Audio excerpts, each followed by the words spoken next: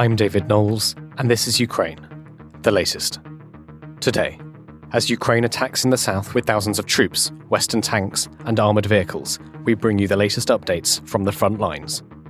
And we speak to the researchers behind the Wall Evidence Project, an online archive of inscriptions the Russian military left during the occupation of Ukraine since February 2022.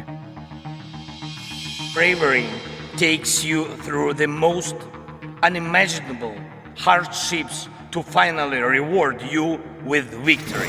We need a military strategy for Ukraine to gain a decisive advantage on the battlefield, to win the war. Nobody's going to break us. We're strong. We're Ukrainians. Every weekday afternoon, we sit down with leading journalists from the Telegraph's London newsroom and our teams reporting on the ground to bring you the latest news and analysis on the war in Ukraine. It's Thursday, the 27th of July, 1 year and 153 days since the full-scale invasion began. And today, I'm joined by our Brussels correspondent Joe Barnes and Russia correspondent Natalia Vasilyeva. I started by asking Joe for the latest news from Ukraine. What we have is what appears to be, and we kind of alluded to it yesterday, a big push to the south of Orikhiv, the Zaporizhia region town. So that town is held by Ukraine and has been one of the three main axes of the counteroffensive. But what we've seen, or what we think we're seeing, and usual caveat supply, the fog of war is really thick here. I've been peppering Ukrainian contacts all morning, and it is basically radio silence as they try and maintain their operational secrecy on this front. Americans seem to be a lot more chatty. So the New York Times reported last night that Ukraine had launched its main thrust of the counteroffensive in this southern region. And the attack, from as we understand it, is coming south of Orikhiv and heading towards Robotny. So Robotny is one of the early lines of Russian defence on that Zaporizhia front. We think, and if we basically couple together reports from Russian sources, Ukrainian sources and Western sources, that there has been some activity on the north and northeastern corner of Robotny. And what we could have seen is the first breach of a forward-placed defence by Ukraine, because there was some geolocated video footage that had placed, we don't know if they're disabled or abandoned, but a T-72 tank, a Soviet-era tank, then two American-made Bradley combat vehicles next to it. What we have seen before, and this is not immediately clear now, but we have seen Ukrainian attempts to fight into Robotny before, but that has been a sort of a massive area for Russian minefields, and Ukraine has basically struggled to breach those minefields until now, apparently, but we still don't know the fog of war. But let's look at this offensive a little closer.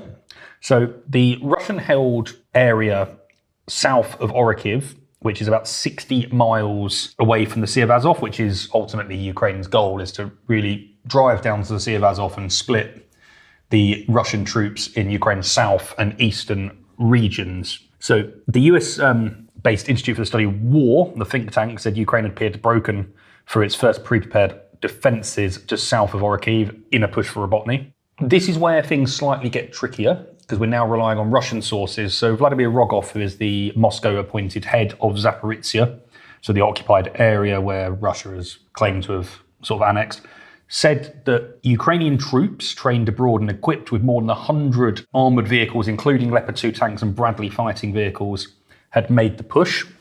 Those numbers, if you look at other pro-Russian, prominent Russian military bloggers, have changed. Anywhere from 20 to 100 are the sort of numbers we're working with. So that's, as I'm saying, the fog of war is quite great on here. There seems to be two main Ukrainian units involved. The 47th Mechanized Brigade, which we know as one of the Ukrainian brigades put together, trained and equipped by NATO countries. They've received training in Britain, Poland, and Germany. They were one of the first to be equipped with the Bradley. They have Leopard 2 tanks and apparently some Slovenian M55 tanks, which are old Soviet-era tanks. And then also the 33rd Mechanized Brigade as well is involved. And they're again have been sort of armed with Western kit ahead of the long-heralded counteroffensive. So it's likely now, and We'll give a nod to Rob Lee here on Twitter. He was saying it's likely now that they've entered the fight because of a change, a rotation in Ukraine's sort of military planning. So it looks like the 9th Operational Corps has come out and the 10th Operational Corps has gone in. And so the 10th Operational Corps controls as many as 30,000 troops, 200 tanks and 700 armoured vehicles.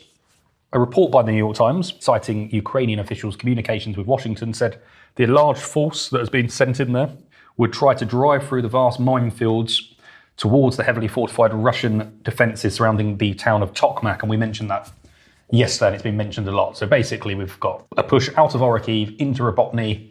That's where the first line of defences are, apparently. And then they'll look to, if they can breach through that sort of defence, they will look to press on to Tokmak. This is very, very early days. So we've seen involvement from the 47th Mechanised Brigade as of June time in this, but it seems to be that their Bradleys and other armoured vehicles have come in at a later date, and there was some good video apparently published from the Zaporizhzhia region as early as the 25th, so what's that, Tuesday? But yeah, look, the operation could take sort of between 2 and 3 weeks.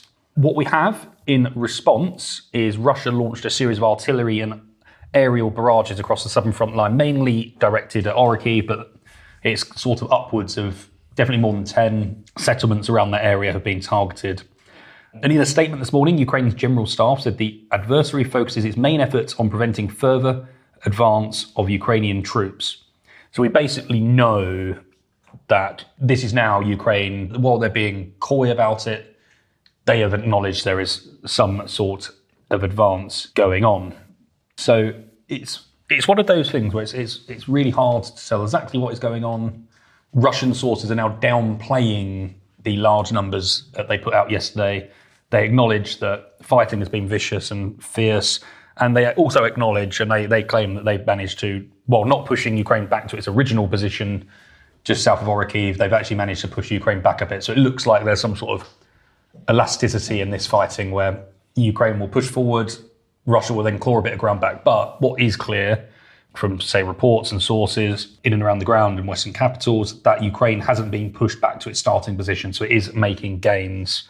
And as we reported in today's paper, Ukraine was not known to have committed its second echelon of reserves. It basically has held a lot of highly trained and really well Western-equipped reserves back at the rear of the front line, waiting for a moment like this. So if they are suddenly able to pour in thousands of troops and hundreds of bits of equipment, we might start seeing some movement. But let's wait and see on that front. It's still very early days. So there has been some sort of positive mood music out of President Zelensky's office in his overnight address. He said, "Today our boys had very good results at the front." So again, we don't really know what he's alluding to, but this could be it. Then we'll move on from there, because there are some also on one of the other fronts I discussed yesterday, Staromovsky, in Donetsk and Luhansk, that sort of region pushing south. There seems to be, again, some Ukrainian progress. And again, it's early days, but is this Ukraine pushing forward as Russia looks to put more troops into the Crimea area around Kharkiv and Luhansk up in the northeast? Potentially, we don't know yet, but we should see some more results from that in the coming days. Some interesting updates on tactics being used by the Russians as Ukraine pushes forward. So Ukrainian forces are said to be being lured into trenches filled with remote-controlled mines. So a tank commander known as Maxim told the BBC, and I quote, "When our soldiers get to the trenches, they push a button and it blows up, killing our friends." He said he had seen this tactic being used over the past fortnight and referred to remote-controlled mines as a new weapon. So even though Ukraine is sort of making progress, we don't know what defences Russia have in place. Are there going to be new weapons, new tactics? Are they going to get more drastic in their tactics as Ukraine push forward? Potentially, and that's likely, so we'll probably start seeing some new things there. President Zelensky has visited the city of Dnipro in southeastern Ukraine this morning, and he's discussed supplies to the war's frontline and air defences. So on Telegram, he wrote, "We started the working day in Dnipro." He met with top military commanders, so like General Zaluzhny and other senior government officials, basically to discuss the situation on the front line. So he likely knows that there's some good progress being made by the Ukrainians, and he's gone down closer to that front to have discussions with the guys running the military aspect of it. And basically, he will then likely take that information and then feed it back to Western capitals, where he will go, we need X amount more tanks, we need this weapon, we need this, we need more air defence at a ground frontline level in order to help sustain our advance. And what's interesting about the air defence systems is being made clear in the British military intelligence update from this morning, which says, as Ukrainian forces continue their major offensive operations in Zaporizhzhia, one of the single most influential Russian weapon systems in the sector is the Ka-52 attack helicopter. Russia has likely lost around 40 of these since the invasion, but the weapon has essentially imposed a heavy cost on Ukraine. What we do know is Ukraine has been advancing and getting stuck in these minefields, these very dense minefields full of anti-personnel and anti-tank mines. And at that point, when there is enough sort of armour and personnel concentrated in one area as they struggle to move forward because of the danger, Russia will often send up these Ka-52 attack helicopters and use them to attack the Ukrainians on the ground. They have those types of attacks have been attributed for a lot of the losses of Western armour in the first months of the counteroffensive. And then finally, we're finished on some details coming out around the results of the Russian strikes on port infrastructure. So Russian airstrikes have damaged 26 Ukrainian port infrastructure facilities and 5 civilian vessels in the last 9 days. That's from a statement from Kyiv. It comes after Ukraine's defense ministry warned Russian forces were trying to destroy merchant ships on the Black Sea. As you know, we've spoken about it extensively. Russia has pulled out of the Black Sea grain initiative and has basically declared a war on any ships in Ukrainian waters in the Black Sea. In an attack in the Odessa region last night, a security guard was killed and a grain terminal damaged, the region's governor has said.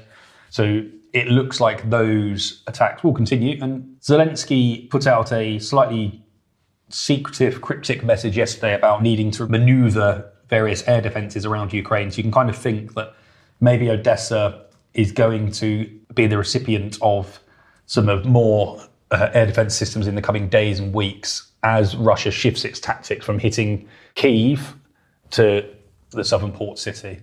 Well, thank you very much, Joe Barnes, there, for giving us the lay of the land on this new Ukrainian assault in the south and for the other updates. Natalia Vasilyeva, do you have anything to add to Joe's reporting and analysis there? And what else have you been looking at this morning? Sure. Actually, just as we were talking, we've received, I would say, like the first major official comment from Russia on the reported Ukrainian counteroffensive. Putin, who is hosting a Russia-Africa summit, has apparently just spoken to Russian reporters, and he did confirm that hostilities are on a rise in the south around Zaporizhzhia. But according to him, Russian troops, as he says, have managed to repel the Ukrainian advances. So this literally just popped up on the Russian wire. So he's confirming that there are some heavy fighting going on, but according to him, quote, the enemy has been unsuccessful. Thanks, Natalia. You mentioned there the Russia-Africa summit. Could you tell us a little bit more about that? What's happening in St. Petersburg? Yeah, that's a very important event in several respects. First off, it doesn't happen these days that foreign leaders come to Moscow at all. Russia has been in de facto international isolation since the war started. And at the same time, the Kremlin has been eager to show that things are not quite as bad as they are or as they portrayed to be. So first off, Russian media definitely went into high gear, going around the town explaining how amazing it is that Russia is hosting foreign leaders, that the world is not all about the West that's been helping Ukraine, and that Russia might have other allies on its side like Africa. Secondly, that meeting is quite important because just a week ago, Russia walked out of the Black Sea grain deal. Obviously, that got African leaders really worried because a lot of African countries rely on Ukrainian grain supplies. And there was a lot of talk about famine. You know, we're not talking about minor market fluctuation. This really is a big deal. And just before the summit, the African Union urged Moscow to reinstate the grain deal to ensure supplies. And Vladimir Putin, in his speech just earlier this afternoon, made it clear that Russia will not be rejoining the deal. And in fact, he offered to boost supplies to those African countries himself. He named particular countries and even given some numbers, saying that Russia would be ready to start supplying grain to 6 African countries, including Zimbabwe and Mali, and that it would be ready to start those supplies within 3 to 4 months. Each country is supposed to get something between 25 and 50,000 tons of grain each. So we'll see what actually happens on the ground. Obviously, Russian airstrikes on Ukrainian port, as Joe has just mentioned, those strikes are unrelenting. They're still happening. With that, Moscow is sending a clear message that, this is not just about the war anymore, or destroy military infrastructure, or threatening and intimidating people. It's about destroying Ukraine's economic potential, about destroying the actual grain that could be sent to those countries. So Putin made this promise. We'll see. We haven't seen a reaction from the Western leaders yet, what it means for them. I think it is important to note that market analysts have said that, yes, Russia might have resources to ramp up exports of its own grain. But those deals, it looks like these are very much one-off deals. And obviously, for the market to stabilize, for the prices to go down a little bit from where they went up after the Russian attacks on Odessa, markets would need more reassurance and would need a little bit more than that. But yes, let's see what happens in St. Petersburg, where Putin is hosting African leaders. Let's see what they have to say. Thank you, Natalia. Joe, can I come back to you? Only yesterday we were talking about this leaked report in the German press about the Ukrainian counteroffensive and the slightly, the less than optimistic tone the report took. And we spent a lot of time talking about it and analysing it, seeing some of the reaction that came out of Ukraine, out of the UK. We've had some more remarks from James Heapy, the British Armed Forces Minister. Could you talk us through what he said?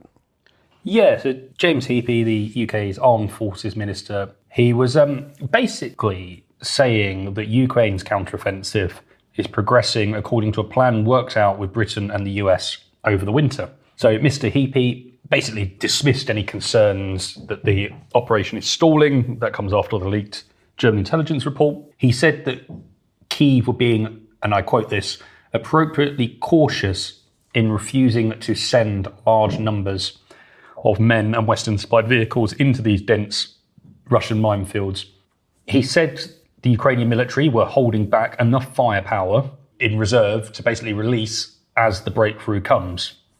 And so he told our colleague Nikki Smith in South Korea, because he was visiting the 70th anniversary of the armistice of the Korean War. And so he told Nikki in an interview that Ukraine is meeting our expectations at the moment. They are broadly delivering the plan that they worked out with us and the Americans and others over the last winter. This is not a Hollywood movie. There was not going to be a moment when the tanks started to roll and the music started to play and a war montage played out. And then at the end of it, victory by September.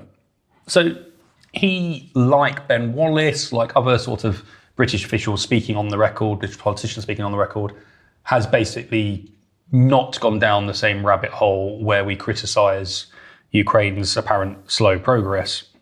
So we were speaking to a Western official yesterday in a briefing before I came on the podcast. They basically said, look, I don't think it's particularly fair. The Ukrainians will use the equipment as they see best, and it's really hard to write a commentary when you're sat 1,000 miles from the front line. I know I said that yesterday, but I think that's very pertinent when we're looking at sort of Western criticism of the counteroffensive. Mr. Heapy kind of went into a little bit more detail. He said, look, Ukraine is acting wisely and it's keeping most of its brigades equipped with Western kit hidden from sight and out of the fight. And if you speak to former and current British tank commanders and soldiers, they would say, if we are seeing the tanks and armoured vehicles in like a war montage, then suddenly that would probably be seen as a failure militarily. So Heapy went on to say it's very easy to lose tens of thousands of lives trying to get through the minefields, and then you have nothing left with which to break through once you're there. So I think the painstaking progress they are making is necessary, and when they get through the obstacle belts, they've still got plenty of combat power ready to break through. Mr. Heapy, in this interview with Nikki, defended the Ukrainian advance, which is good news because it seems like there's a lot of impressions out there that Western governments want to see progress with their kits and their donations, basically to show voters that it's working, where it seems the British government have assured Kyiv that that isn't the case with them. They're just happy to contribute to Ukraine's fight and allow Ukraine to use its equipment as it sees fit. Thanks very much, Joe. Back to Natalia for a couple more stories before we go to our final thoughts. Natalia, you've written up this rather intriguing story about an ex-US Marine who was freed from a Russian prison who's been injured fighting in Ukraine. It's a rather fascinating story. Could you talk to us about Trevor Reid? Yeah, that's definitely a name I did not expect to hear ever in my life, or definitely in that context. So, as some of our listeners might know, there's a number of Americans languishing in Russian jails. Some of them were arrested in recent years, obviously as pawns in this wider geopolitical games, as Russia has been trying to use them to exchange them for Russians in American custody. So one of those prisoners, his name is Trevor Reid. He's a young American former Marine. He was released in April, which was quite a landmark deal, actually. By that time, there hadn't been any successful prison exchanges between Russia and the US for a very long time. That particular prisoner swap happened, 2 months into the Russian invasion of Ukraine. So quite a difficult time to pull out that. So Trevor Reid was released in exchange for a Russian pilot who was serving a 20-year-long prison sentence for a large-scale, if I might put this way, drug trafficking scheme. So Trevor Reid, after spending 3 years in Russian prison, finally walked free. He was home. We haven't heard from him since then, luckily. And then we just got some reports yesterday that apparently he found himself in Ukraine, where he was injured, apparently stepping on an anti-personnel mine in an undisclosed location in Ukraine, and he was promptly evacuated, evacuated to Kyiv and later to Germany, where he's undergoing treatment. I mean, it might sound like a trivial story. This has happened to someone we have heard about, we have been covering this case, but the story has potentially really serious implications for other Americans in Russian custody, including our friend and colleague, Wall Street Journal reporter Evan Gershkovich, and Paul Whelan, another former American Marine. Now, both American and Russian officials have confirmed that they are negotiating a prisoner exchange for both of those men. Their families are waiting back home for that. And in that context, what happened to Trevor Reid, or rather his extraordinary behavior, might actually have a real-life impact on the future of other jailed Americans, because there's an understanding that existing talks might run into some trouble, since Russian officials might take it as a personal offense that one day, as they see it, they do this goodwill gesture and they send this former American back home, and next day they find him on the battlefield in Ukraine. To confirm this idea, it was actually quite unusual for US diplomats to speak about it on record, and they actually made it quite clear without going all the way and calling Mr. Reid reckless. They just said that, this is against our advice. We have not advised American citizens to be in Ukraine. We definitely are not encouraging anyone to go and fight. They've been clear that traveling in Ukraine is risky. It has a risk of capture, death, and definitely this is not something that they would advise. And later that day, the US Secretary of State Antony Blinken was asked about it directly, whether Trevor Reid's decision to take up arms against Russia might have any impact on the negotiations to release other Americans in Russian custody.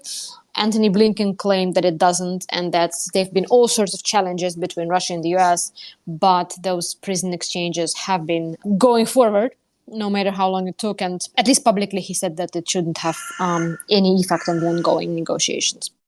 Before we move on, Natalia, very quickly, what do we know about his motivations for going to fight for Ukraine?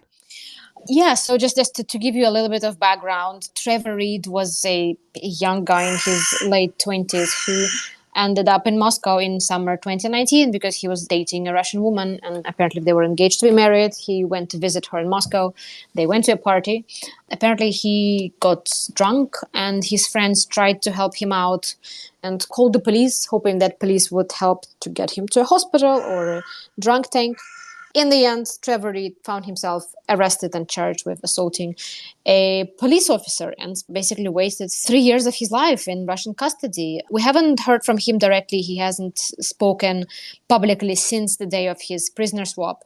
But a source, an unnamed source close to Trevor Reid, told CNN Wednesday that he felt that he had to fight for Ukraine. He had to fight against Russia after he witnessed firsthand the horrors of the Russian justice system.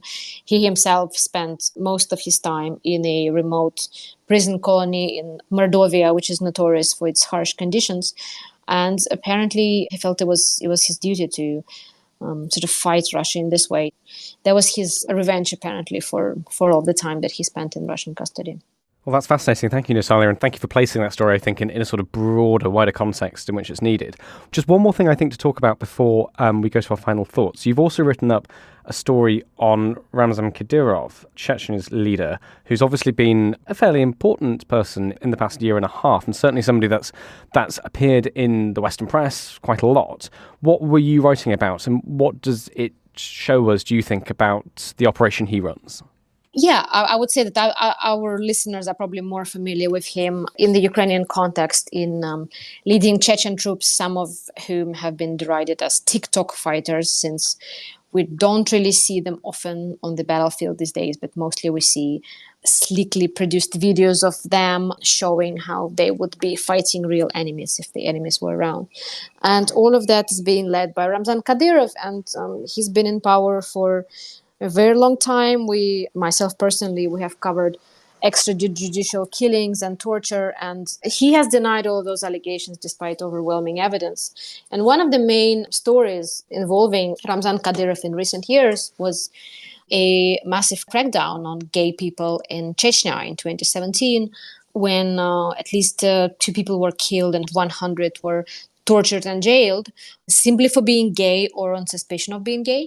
There was one person involved in that story, and he was rumored to have been killed, but all of those years we didn't have the confirmation. His name is Zelimkhan Bakayev. He is actually a pop star, originally Chechen, but he mostly lived in Moscow around the time.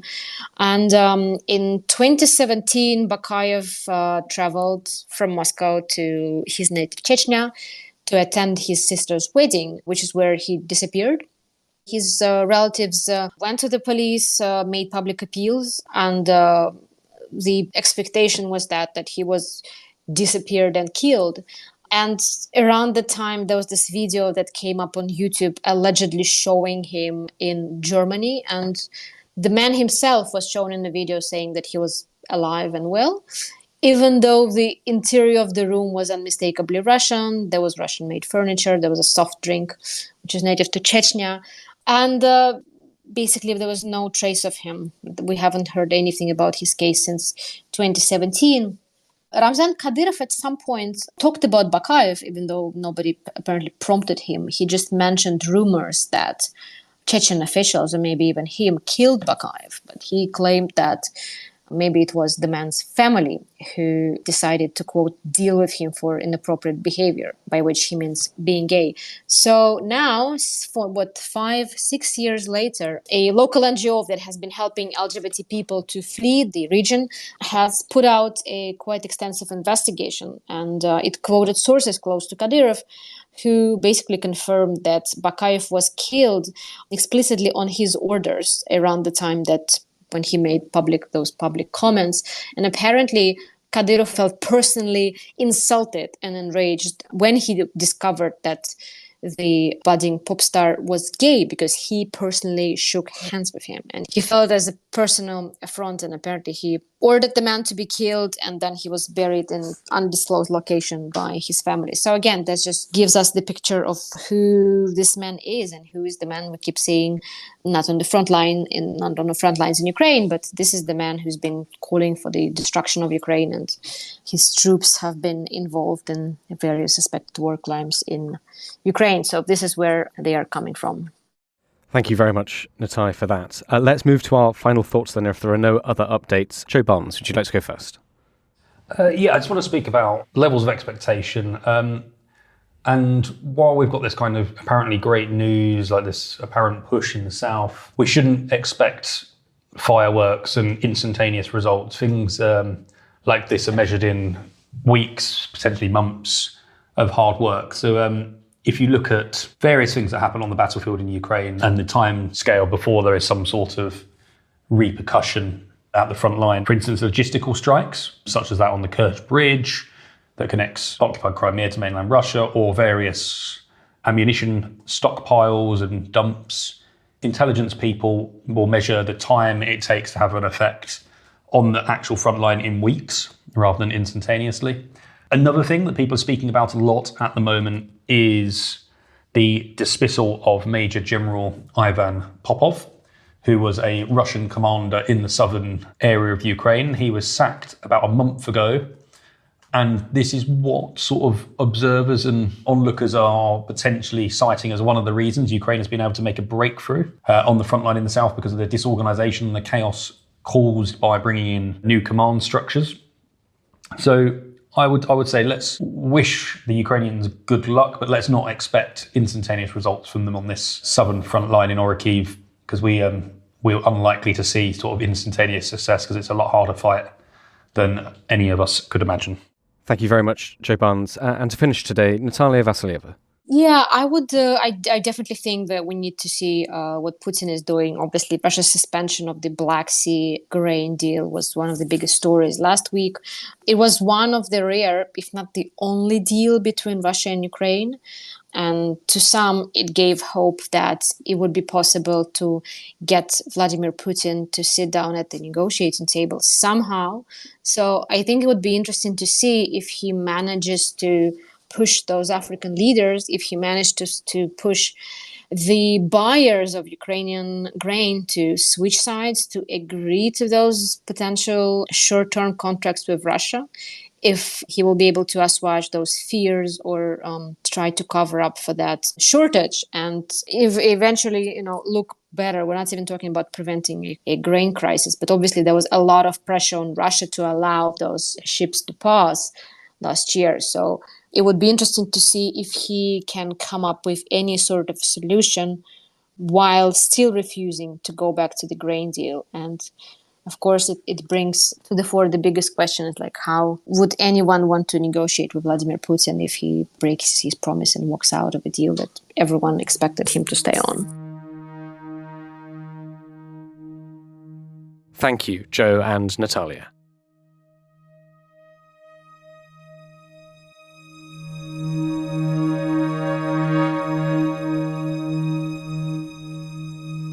Your home is our home.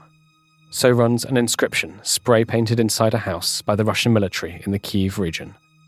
There are thousands of such inscriptions across formerly occupied Ukraine.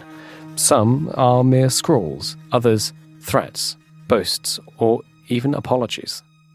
The Wall Evidence Project, an archive of inscriptions left during the occupation of the territories of Ukraine since February 2022, is collecting these inscriptions and analysing them.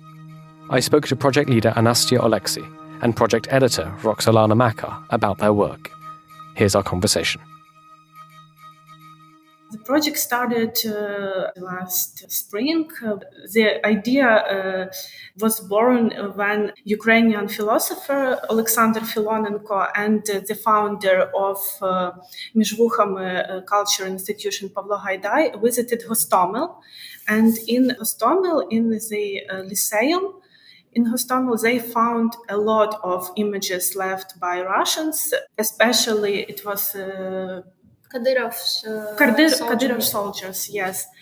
And they thought that it is important to document, to save them, and to somehow think about this, to analyze. Yes, why do they leave these messages? Because at that time, a lot more of Ukrainian territories were occupied, and we didn't really know what was going on then.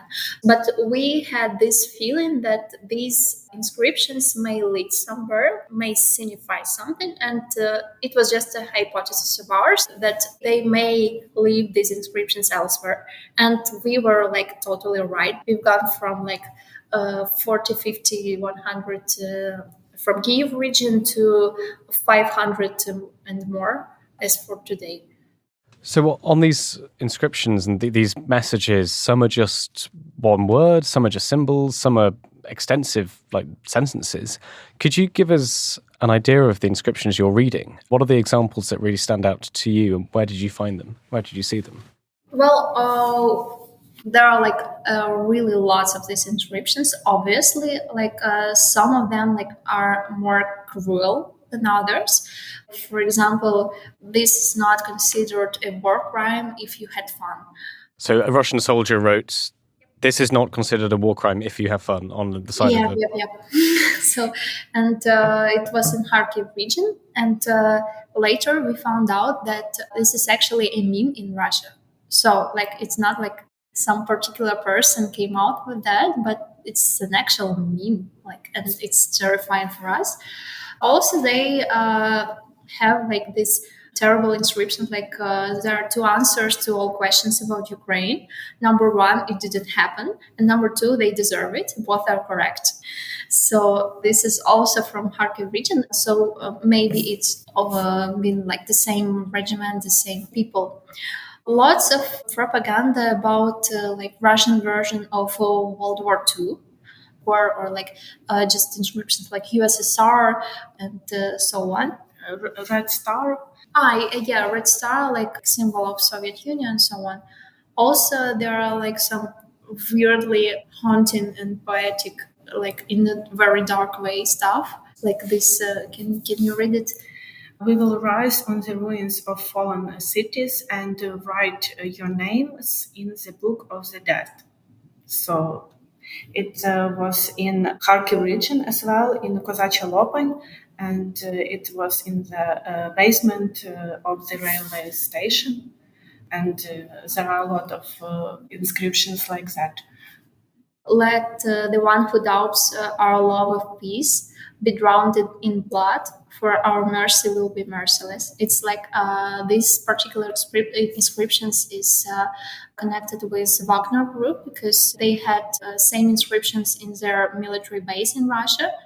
And also the striking inscriptions for us are inside civilian homes because many of Russian soldiers occupied not only villages but also civilian homes, and they like left lots of destructions. They robbed and looted these houses, but also left inscriptions like "You have a fancy house. You are lucky to live like this well." So.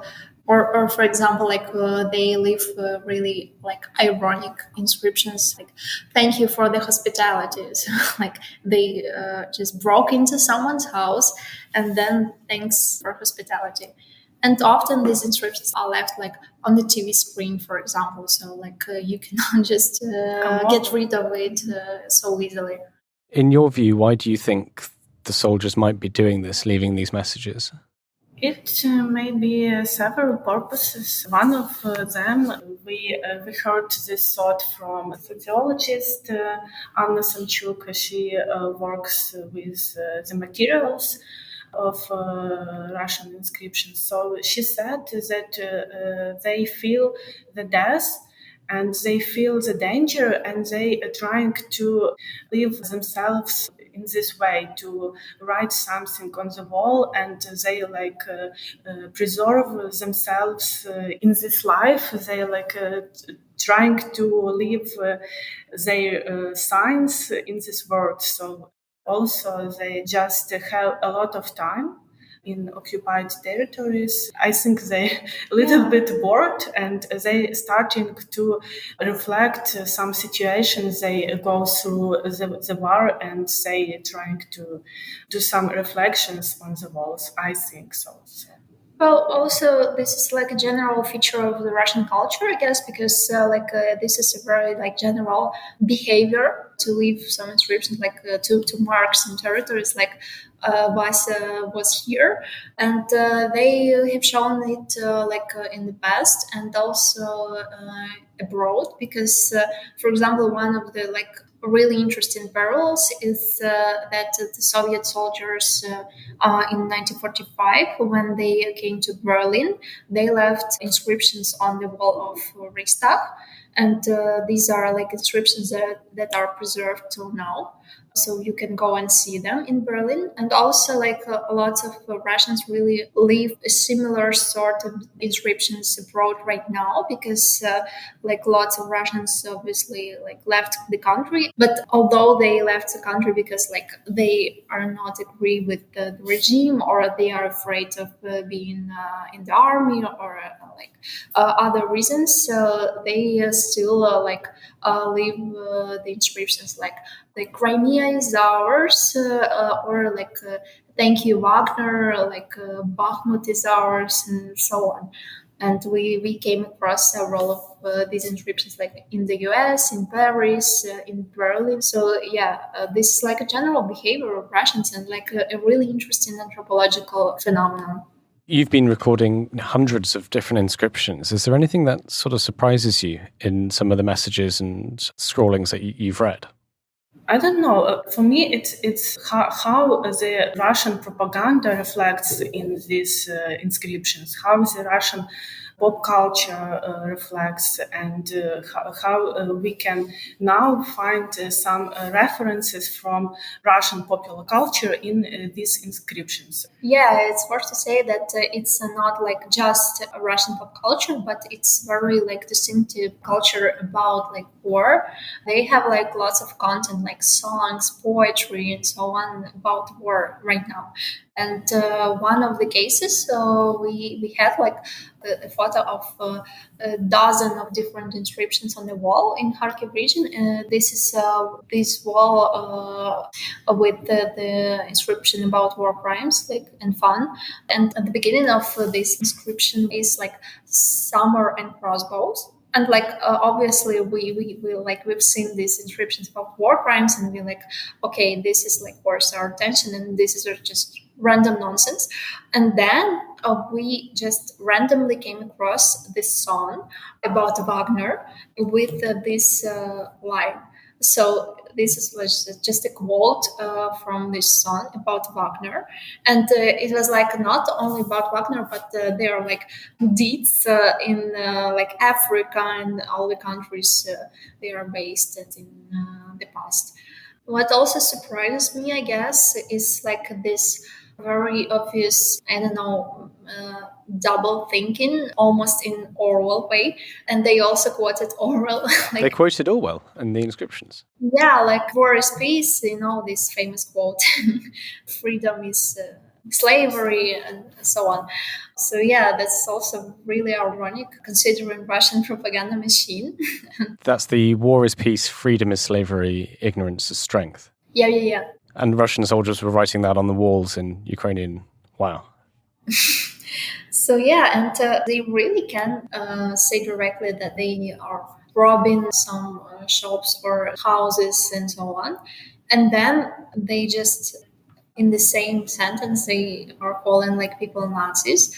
One particular instance in Trstenet, Sumy region, it was occupied, and actually the diary of the Russian soldier was found after the liberation. And it's a really interesting piece of information, because he like comes with okay, we came here and people are afraid of us, we are behaving like Nazis, we are robbing, we are killing, and I guess we will be tried for that in the future. And then he just goes on with, okay, they are so brainwashed, they are calling us occupiers and glorifying Ukraine, so like they are all Nazis. And these like two thoughts are coexisting in his head like simultaneously, and he doesn't see a problem with that. A diary was found in Kyiv region with same like rhetoric that yes, we are behaving like Nazis, we are committing crimes. And then like he goes on with okay, I interrogated 12 people today, all Nazis, including a priest. So this is a really interesting dive into their like this double thinking sort of feature, that they really do not assess critically what they are thinking about this war. A couple of the inscriptions that I've read on your site are actually apologising for the actions of the soldiers and the army. I mean, there's lots to say there. Are these messages common? Did they stand out in their rarity for you? What's your reaction to them? What do you make of them? So we don't know what to say about what is our reaction. They just robbed the house or the school or another building and destroyed it and they are sorry. It's a war or something like this. So I think it's the avoiding of the responsibility. They try to wash themselves in our eyes, in Ukrainian eyes. So they trying to tell us that they just soldiers, they have direction and they have to do something. But nobody told them to kill people and then write words that they are sorry. So Yeah, like in the case of these inscriptions, it's always really important to consider the context where these inscriptions were found, because there are some cases with these apologies or really heartfelt messages, like for example inside the school in the Kyiv region. And yeah, if you read these inscriptions separately, you can think that they are sincerely apologizing, and then you see the school around these inscriptions, and it is completely looted, it's destroyed, and then in the yard of the school there is a grave of the young family shot with the tank.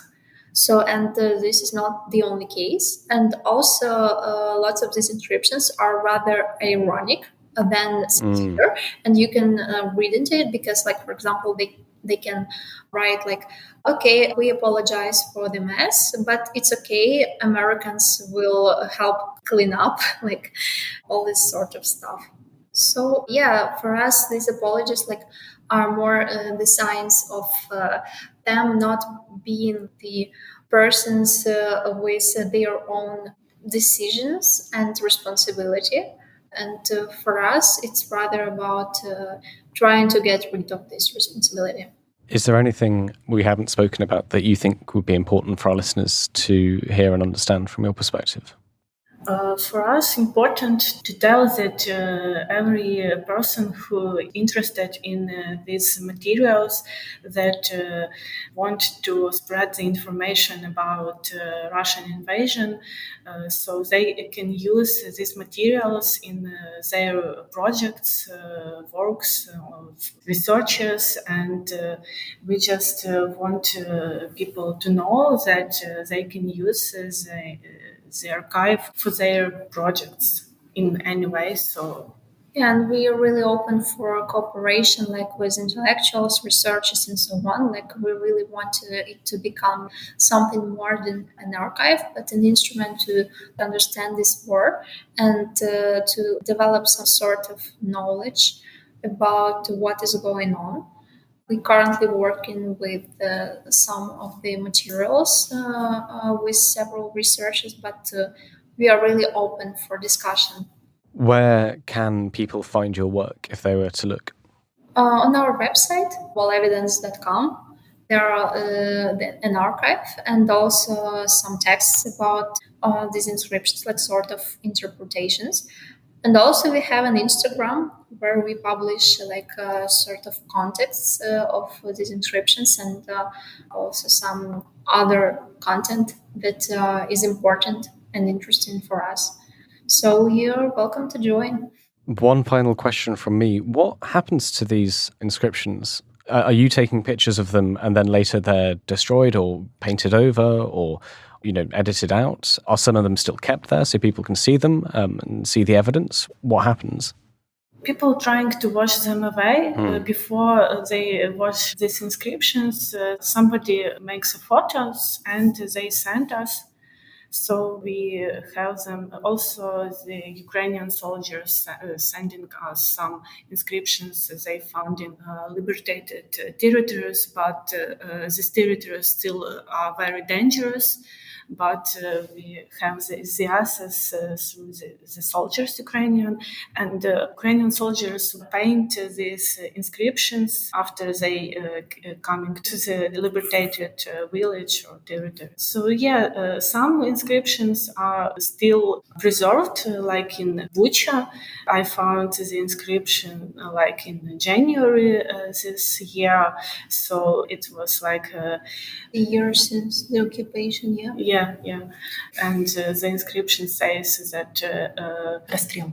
That the civilian passage is prohibited and that they are shooting without warning. So in some cases, the inscriptions are still on the Ukrainian walls after the liberation. But when people finding the inscriptions in their houses, they of course, obviously trying to wash them away or paint as soon as possible. Yeah, this is kind of content you want to get rid of, obviously. So, and the more important it is for us to document all these inscriptions, because it's one of the first evidence that disappears after the liberation of the territory, because some mines or ruins, they are longer to repair, and the inscriptions especially if it's in a private house, for example, you want to get rid of it.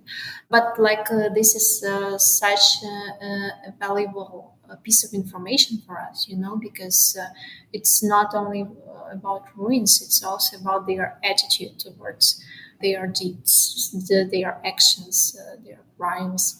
So that's why we are running this archive.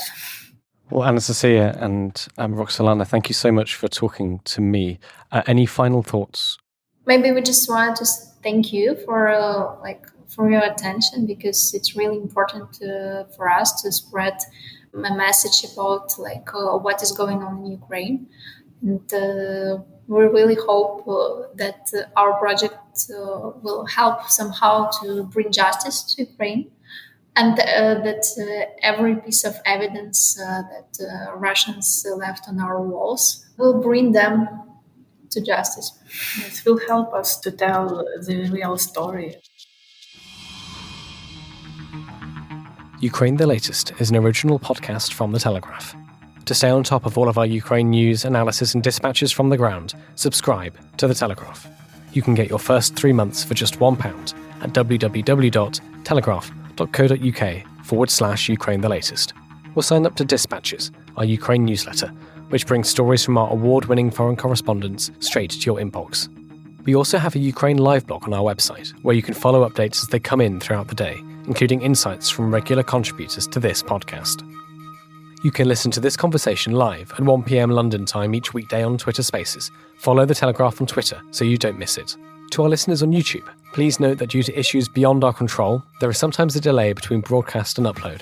So if you want to hear Ukraine the Latest as soon as it is released, do refer to the podcast apps. If you appreciated this podcast, please consider following Ukraine the Latest on your preferred podcast app. And, if you have a moment, leave a review, as it helps others find the show. You can also get in touch directly to ask questions or give comments by emailing ukrainepod@telegraph.co.uk. We do read every message. And you can contact us directly on Twitter. You can find our Twitter handles in the description for this episode. Ukraine the Latest was today produced by Louisa Wells, and the executive producers were David Knowles and Louisa Wells.